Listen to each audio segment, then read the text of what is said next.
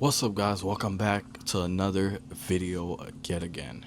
Man, this video is going to be for those students who are in college and who are just learning how to invest, or who want to start investing but don't know how to. And if you're someone who's in college and who doesn't necessarily care about investing, you should care, right? Because investing is one of those things that are going to help you grow your wealth and help you battle inflation, the inflation that we're in currently and that we're always going to be in, because the prices of goods, the prices of groceries, the prices of these things are always going to go up. Same way you see the price of an iPhone always go up, it's going to be the same thing for the next few years, right? It's never going to stop. It's going to keep on going up because of inflation.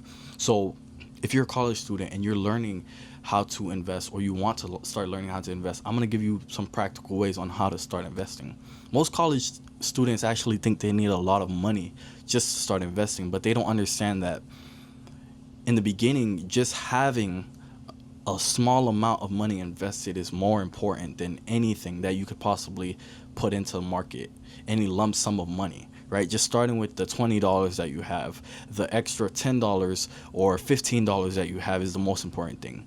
Your biggest advantage is not your income, but it's actually your age, right? It doesn't matter about the income at that stage of your life, but it's about just starting. It's about just starting, and once you realize that when you're 22, 23, and you're done graduating, you realize, okay, like I can actually start investing even more money now, right? Because you enter the job market and you finally get a job. Now you can actually start investing with even more money. So I want to talk a little bit about why starting early matters. Time is more important than the amount you actually invest.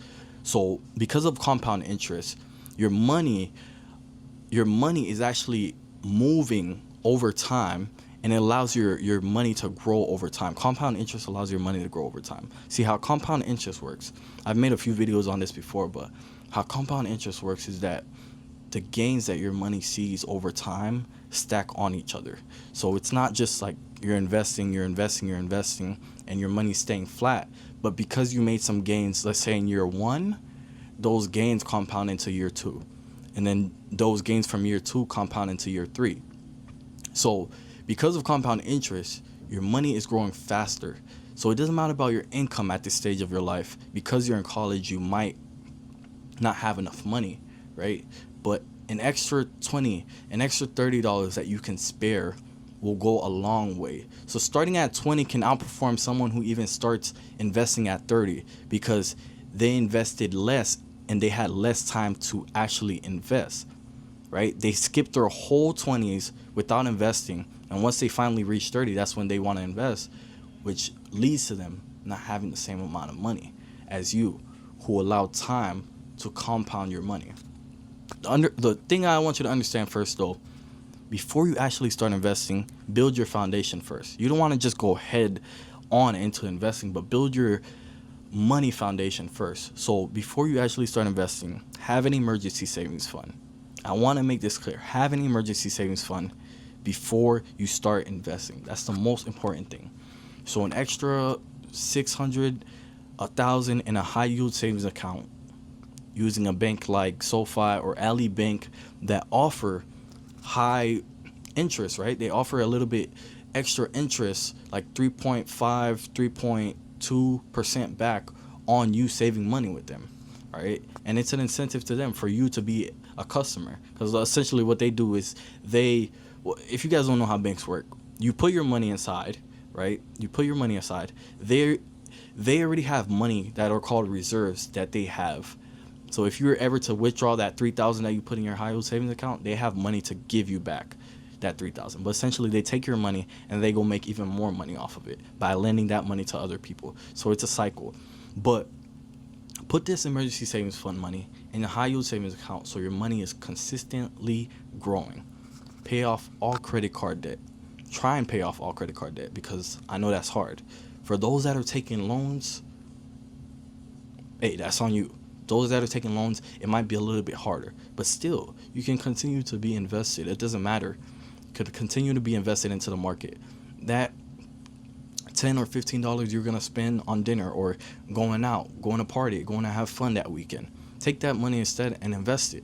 I know y'all like partying, right? Everybody, not me, but I don't party too much. But everybody in college, what they do is they like partying. They like going out every weekend, which is cool, right? But some weekends, take that money instead of going out.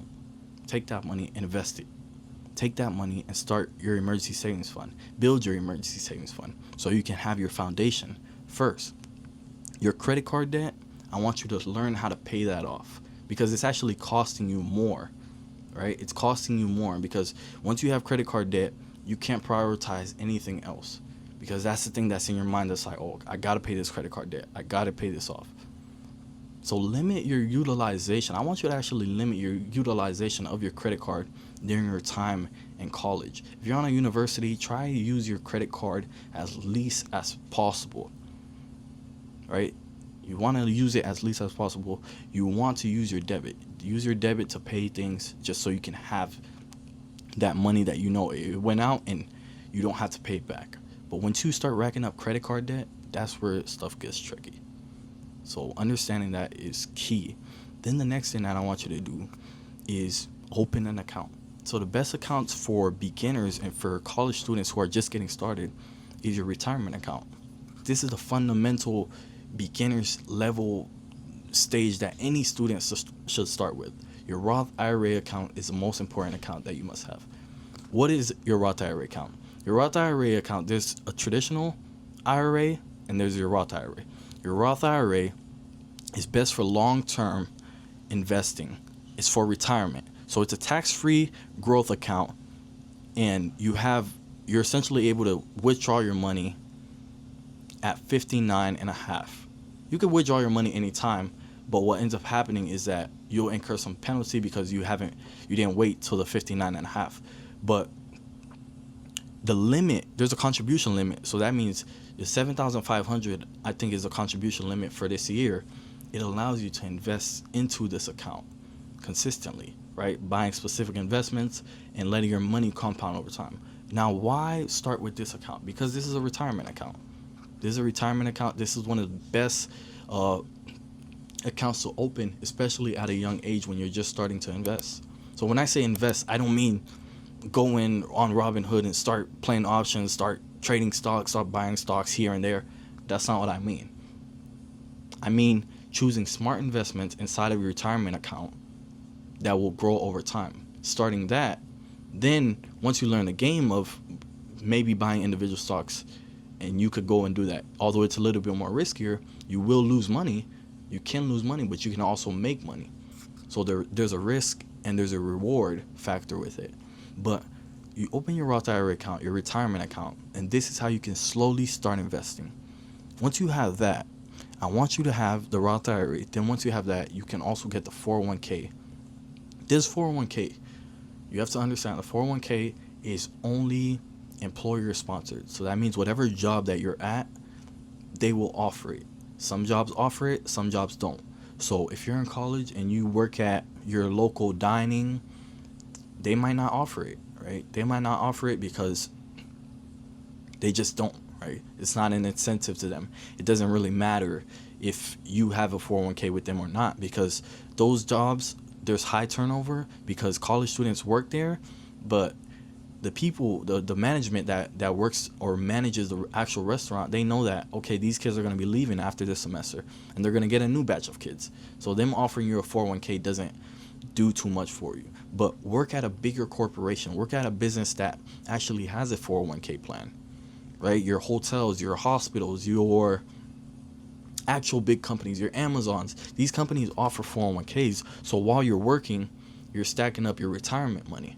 And this is more of a passive way of investing because they're actually buying the investments for you. They're taking a piece of your paycheck and they're buying these investments for you. If you're someone in college right now, take advantage of these two accounts. Take advantage of both accounts because it's essentially like free money, right? Your gains are going to be free money that you're working for in your 401k. Your Roth IRA is self-directed. That means you have to open it yourself. You have to open it yourself, and you have to go and pick your investments and buy what investments that you want. Your 401k is employer sponsored, meaning the job that you work for, you clock in, clock out every single day. That job picks your investments for you, and then it takes some of your money out, takes some of your paycheck out, right? However much of the percentage that you want to let them take, whether it's 3%, whether it's 5%, you allow them to take. They take that money and they invest it into the market for you. So those are the two specific accounts I want you to open. If you're 18, 19, 20, you're just starting this college thing, you're getting into college, do not tell yourself that you can't start investing. That's the biggest mistake you can make in your life. And I'll prove to you why. Like, go watch my recent videos. You'll see the importance of investing, why it's important, why you must start today, why people even get into this game, right? It's not to become a millionaire tomorrow. It's not to become a millionaire next year. That's not what it is, right? It's about learning how to build wealth slow, the right way. All right, learning how to build wealth slow, the right way. Once you start getting into options, stock picking, all this stuff, you're gonna lose money. You're gonna lose money. But through this strategy, it's slow and steady, and through compound growth, you're gonna see your money growing. So those are the two accounts that I want you to do. Then, when you think about the investments, the type of investments that you want to buy in your Roth IRA, buy the whole market, right? There's funds out there that actually allow you to buy the whole market. The S&P 500, Standard and Poor's 500, top 500 companies in the world consists of your biggest companies, your Apples, Googles, your Teslas. These are the companies that are in the Standard Poor's and Poor's 500 index, your top 500 companies in the United States. So because people like me and you are consistently investing into this S&P 500, it's growing over time. Because these companies are consistently investing in themselves, in their growth, and trying to make as much money as possible, this fund is growing. And on average, the S&P 500 generally, on average, returns 10%. So your money will grow 10% each year that you're invested into this market. The benefits of this fund is investing into multiple different companies. So you're not just getting exposure into just one company. You're not just investing wholeheartedly into Tesla. You're not just investing simply just into Apple, but you're investing into each of them, and you're profiting off of each of those companies' growth. So the S&P 500, I would tell you, VOO is one that a lot of people go and buy, right? They slowly dollar cost average into it. So if you're a college student, and that's the best option for you, start slowly dollar cost average into your positions. Mistakes that I do not want you to make, and I want you to avoid at all costs. Waiting for the perfect time to start investing. There's not a perfect time to start investing. There's a quote about the best time to invest was yesterday. The next best time to invest is today. All right, I think it's by, I forgot who it's by, but someone gave that quote, and that's the best quote I've heard, right? Okay, yesterday you didn't do it, but today you're watching this video, that's when you should start.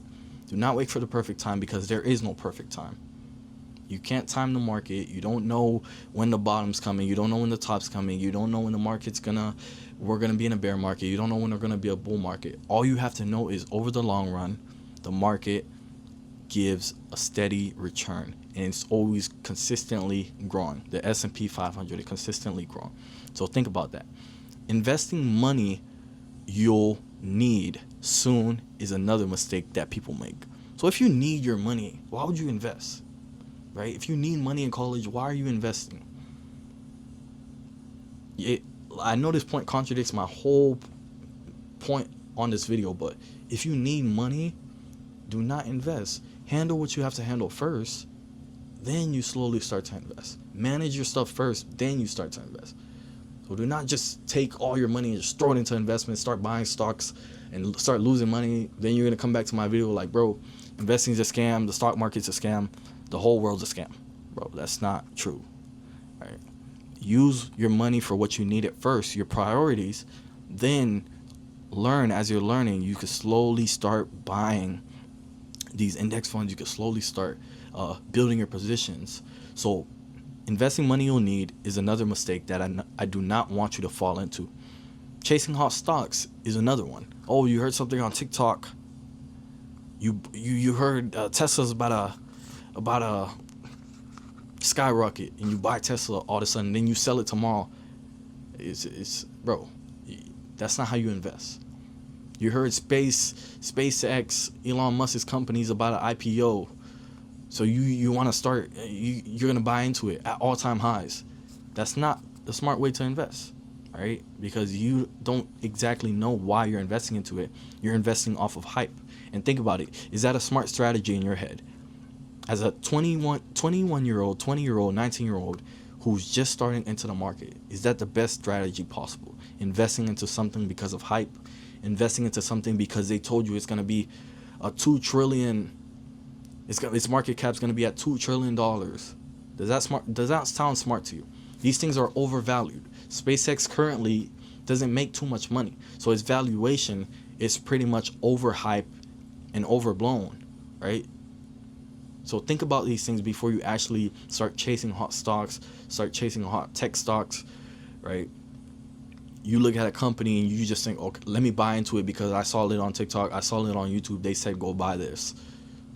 That's not how you invest. If you understand the company and you learn, okay, this is how much money they're bringing in, and it's projected, its earnings to do this amount, this amount, this amount, then you run all those calculations and then you make a calculated risk, right? Calculated risk, and then you put your money into this stock and you buy it over the long term.